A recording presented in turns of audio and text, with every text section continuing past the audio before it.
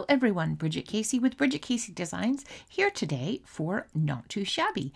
And today we're looking at this adorable set from CC Designs called Duo. And this has the stamp and the die. And I also got the heart inchies die because I thought they would make an amazing trio. So we're going to get started with stamping out all these images, and I'm showing you how I like to do mine. So I like to put the dies down, put my stamps in there so that once I color my images, I can just lay the die over once and I don't have to fiddle with a bunch of individual dies. So I like to do it that way, just a tip if you do as well. And I stamped 3 of these. I was so excited to have some coloring time for myself. So here we go. So I've put the Copics on the screen so that you can take a screenshot or pause it if you're interested in doing a similar color combo. Now you're going to see as we go through that there are a lot of Copic colors that I use. However, I want to say, and I laughed a little because I was going to say I tried to conserve my Copics.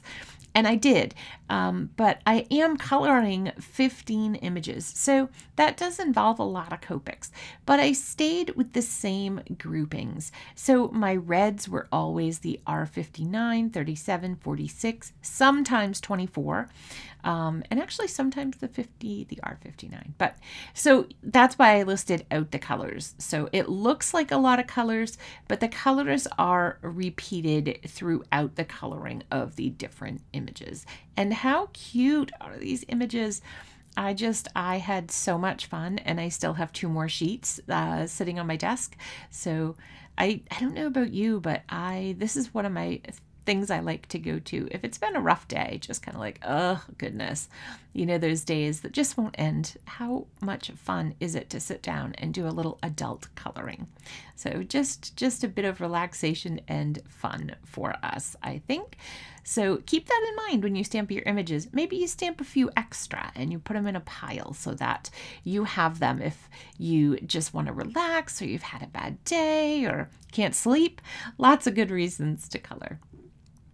So I'm going through and I decided, my husband and I don't really drink. My husband never drank, never took a drink.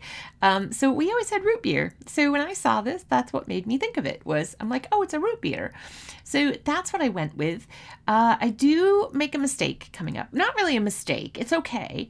I wish I would have used like a light blue. I was going for a frosted kind of mug, but I think because my root beer was so dark, which root beer is, it kind of threw it off. So keep that in mind if you're repeating these. I probably would have used a light blue to indicate that it was a frozen mug instead of the grays.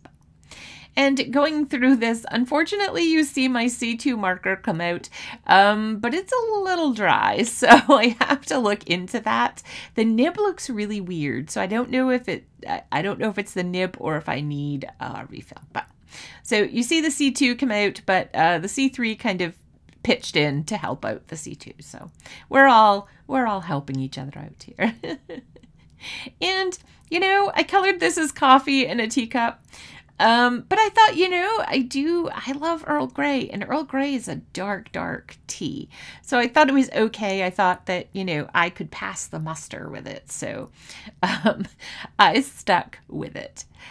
This is probably my favorite red combo. And honestly, I found it by just playing with my Copics. So make sure you take out your supplies and really, you know, work those supplies, you know, play around, have some fun. I don't suggest when you have a project due for something that's the time to really experiment, because it's stressful and you may get frustrated. But I definitely recommend, you know, playing around with your supplies. That's why it's good to stamp extras. Just have some fun, try some new color combos. You never know what you're going to like. So this actually looks like my soy sauce bottle, so I was super stoked with that. And my fries, you'll notice apparently there was a little emery hair when I stamped them, but because I'm coloring them with darker colors and I'm going to die cut them, I went with it because, you know, it's not going to be that noticeable. So sometimes you just have to roll with it. No pun intended, I'm doing a bun, or it could be a roll, so it could be a pun intended. So coloring my burger here. And I had so much fun. I made those tomatoes because I wanted every item pretty much to have some red. And I lost my mind when I got here. I don't eat sushi, so I don't really know about it. So I went orange. I wish I would have gone red. I'm sure there's a red fish. I don't know. So I wish I would have gone red, but that's okay. It's all right. I can use it on its own because it doesn't technically coordinate in my mind. Like the browns go together, but the orange is kind of out there. So I don't know, just in my mind.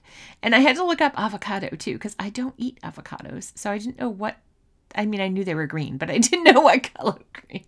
My daughter-in-law eats them, but I know she has them with toast, but that's all I know about avocados. So I learned a lot, just external knowledge by doing this. Now I'm putting white gel pen on the eyes because I may have colored over a few, but that's why we have white gel pens to go back and really accentuate those eyes. And you could add other details too. So now I'm lining up my sentiment and I'm going to stamp it on transparency to make sure I like where it is and that it's lined up. And it was, so I'm stamping it twice so I get a nice, perfect, crisp image. Now I'm going ahead and there's a little plus sign that comes in the die set and I'm cutting that out 4 times because we have 4 rows. So when we put our card together, we will have 4 plus signs.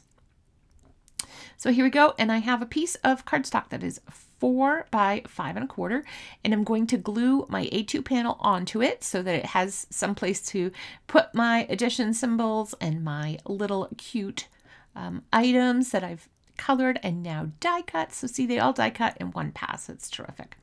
So I tried to pick things that my husband and I enjoyed. So pizza and root beer, coffee and donuts, burger and fries, cookies and milk, and I always try to think of my husband when I'm creating cards. So I ended up putting the pop dots in the hearts and then laying my image on top. It worked out better that way. I made sure it was in the heart shape. And there we go. There's my card. I don't know who I'm going to give it to yet, but it's cute. Thank you so much for joining us. I look forward to seeing you next time. Until then, happy crafting.